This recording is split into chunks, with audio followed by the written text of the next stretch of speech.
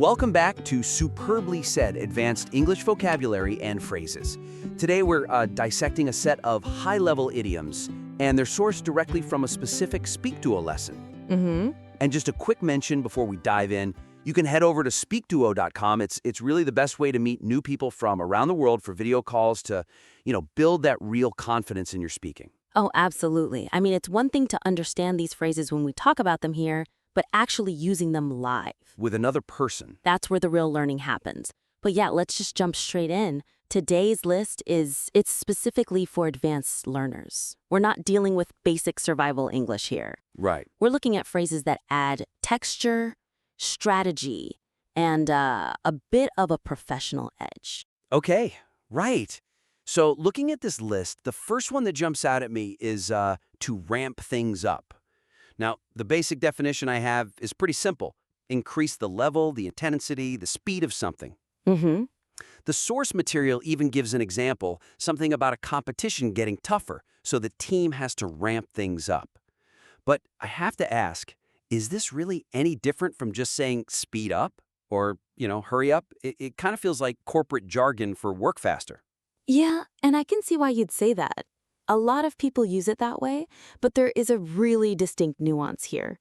If you tell someone to, say, accelerate, you're really just talking about velocity, right?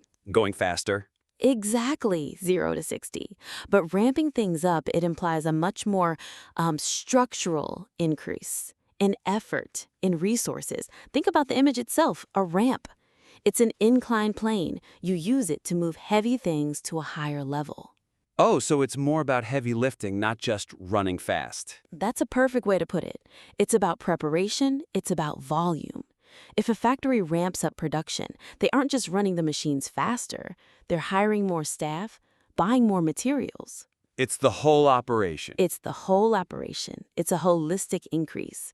So in that workplace scenario you mentioned, say you're behind on a project. Okay, yeah. If you say, we need to accelerate, you're just asking for speed. But if you say we need to ramp things up to meet the Q4 deadline, you're implying a shift in strategy. I see. So it's more like, okay, team, let's focus. Maybe work late, cut out the fluff. It's a surge of energy. A controlled surge. And it sounds great in an exam context.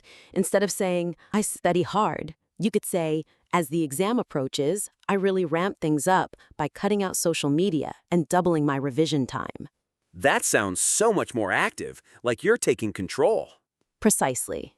All right, let's move to a phrase that sounds a bit dangerous, actually. A triple threat. The definition is a person skilled in 3 distinct areas. And of course, the source material uses the classic example, Hugh Jackman. Of course. He can sing, act, and dance. But is this term just for show business? Well, traditionally, yes, it's a theater term. But it's definitely bled into the corporate world. We just have to be careful not to confuse it with a jack of all trades. I was just about to ask that. Isn't a jack of all trades the same thing? Someone who can do a bit of everything? Not at all, and this difference is crucial. A jack of all trades is usually followed by master of none. Right. It implies general competence, but no real expertise. A triple threat, on the other hand, implies mastery in all 3 areas. It's elite. So if I call someone a triple threat in a business context, I'm paying them a massive compliment? A huge compliment. Think about the source materials example. A candidate who's a triple threat in coding, graphic design, and public speaking. That person doesn't exist. I know, right? It's a unicorn. Someone who can build the app, design the beautiful interface, and get on stage and pitch it to investors? That's a triple threat. Exactly. A little warning, though. I wouldn't call yourself a triple threat in an interview. Oh, really? Yeah, it can sound a bit arrogant. It's much better when someone else says it about you. Good advice. Okay, speaking of talent, maybe too much talent, we have the phrase to upstage. The definition is drawing attention away from someone else by being more impressive. The source gives an example of a supporting actor being so funny, they just steal all the attention from the main star. Yeah, and this is another one from the theater. The history behind it really helps. In old theaters, the stage was sloped upwards, right? It was raked. Okay. The back of the stage was literally higher or up, So if an actor walked upstage, the other actors down at the front would have to turn their backs to the audience to look at them. Ah, so they literally force everyone's attention onto themselves. Exactly. They steal the focal point. So is this ever a good thing, or is it always negative? I mean, what if I'm just shining bright? It's almost always negative from a social etiquette standpoint. Shining is great. You're doing well. Upstaging means you're doing well at the expense of someone else. You're stealing their spotlight. You are stealing the spotlight that rightly belongs to them. The source asks a great question. Have you ever unintentionally upstaged someone at their own party? Oh, that's a nightmare. Like showing up to a wedding in a bigger, fancier white dress than the bride? That's the ultimate example of upstaging someone. Or imagine in a business meeting, the CEO is giving his retirement speech. And I stand up and say, by the way, I just closed $1 million deal. You've just sucked all the air out of the room. A polite person might say later, I kept my news quiet because I didn't want to upstage the boss during his moment. It just shows emotional intelligence.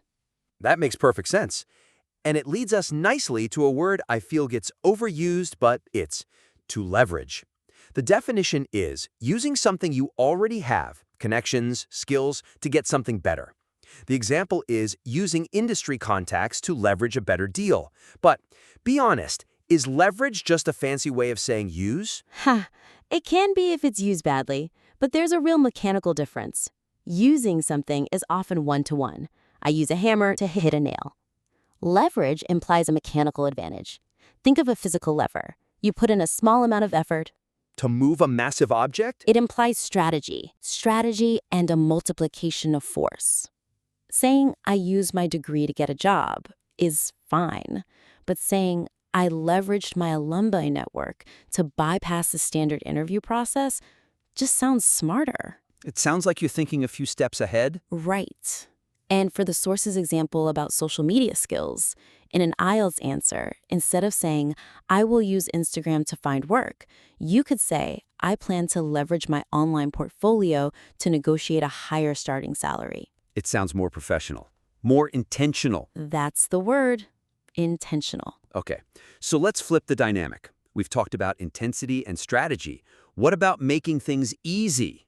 This brings us to ask a softball question. I love this one. Me too. The definition is asking a really easy question that just makes the person answering look good. The opposite of a hardball question. The source mentions a reporter not wanting to upset a celebrity. Right, and it comes from sports. A baseball is hard and fast. A softball is bigger, softer, and thrown underhand, nice and slow. It's designed to be hit. Exactly. So, is a softball question the same as a leading question? Not quite. A leading question tries to force a specific answer, like, you weren't happy with the results, were you? A softball question is just an open invitation to look good. It's a gift. Give me a corporate example. Okay. Company town hall. The CEO is on stage, nervous about bad sales figures. The moderator wants to help them relax. They might ask, can you tell us about the wonderful charity initiative the company just launched? Ah, a total softball. There's no wrong answer. None. The CEO gets to smile and talk about good things. So if you're in an interview and they ask, tell me about your greatest passion, you should be relieved. They just threw you a softball. It's your chance to hit a home run. But I guess if you get too many softballs, you might get a big head, which brings us to stay grounded. Nice transition. Thank you. So the definition is remaining humble and realistic despite success. The source mentions the footballer Mo Salah, who, despite being a global superstar, manages to stay grounded. This is such a great phrase for describing character, and I want to distinguish it from just being down to earth. How are they different? That's a great visual. Like you're holding onto a heavy rock so you don't float away. The source says a millionaire kept his old friends to stay grounded. That's the classic way to do it.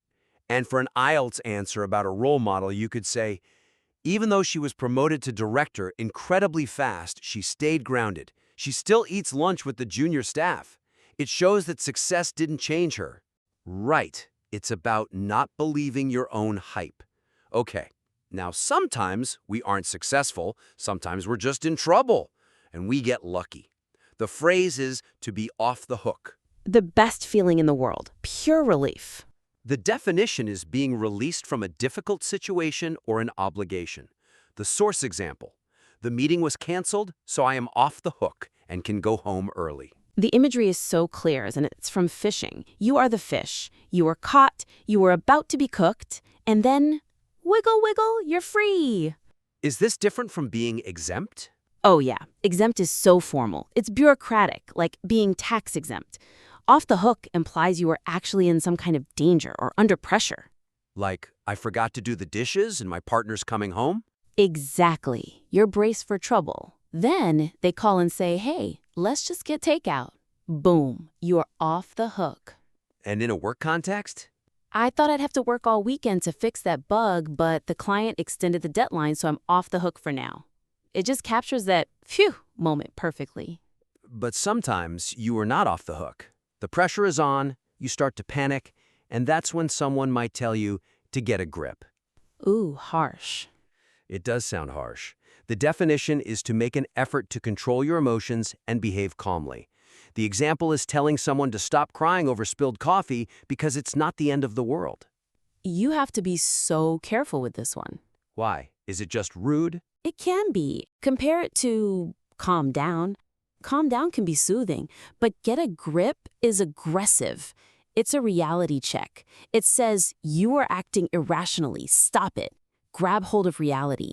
So you would not say this to your boss? No, not unless you want to get fired. But you might say it to yourself. The source actually mentions that. I tell myself to breathe and get a grip because panic solves nothing. That's a great internal use. Or in an emergency, if there's a fire and someone is just screaming, you might say, get a grip, we need to move. It's a command to cut through the emotion and find the logic.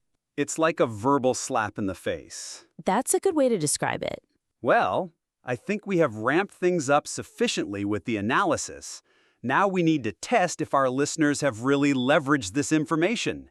It's time for the quiz! My favorite part. Let's see if everyone was paying attention. Here's how it's going to work. I'll ask a question based on the idioms we just discussed. I'll give you 3 options, option A, option B, and option C. And please feel free to pause the critique here if you need a moment to think about the answer. No pressure. Okay, question 1. What does it mean to ramp things up in a competitive environment? Is it option A, to increase the intensity or speed of an activity significantly? Option B, to build a physical structure that helps movement upwards? Or option C, to slow down operations to ensure higher quality control? Think about that factory example, the holistic increase. And the answer is option A. To ramp things up is to increase intensity. Remember our example about the team training harder before a competition? All right, question 2. If a performer is described as a triple threat, what can they do? Option A, they can sing, dance, and act with a high level of skill. Option B, they pose a danger to 3 different groups of people. Or option C, they have failed in 3 separate career attempts previously. Hopefully you didn't pick B, although that does sound like a good movie plot. The answer is, of course, option A. A triple threat is a master of 3 skills. Think Hugh Jackman. Exactly. Okay, question 3. When someone upstages another person, what is the result? Option A, they physically push the other person off the stage platform. Option B, they draw attention away from the other person to themselves. Or option C, they help the other person perform better by supporting them. The answer here is option B. To upstage someone is to steal the spotlight. Remember that rude wedding guest or the supporting actor who's just too funny? Okay, moving on. Question 4. What does it mean to leverage your skills in a new job?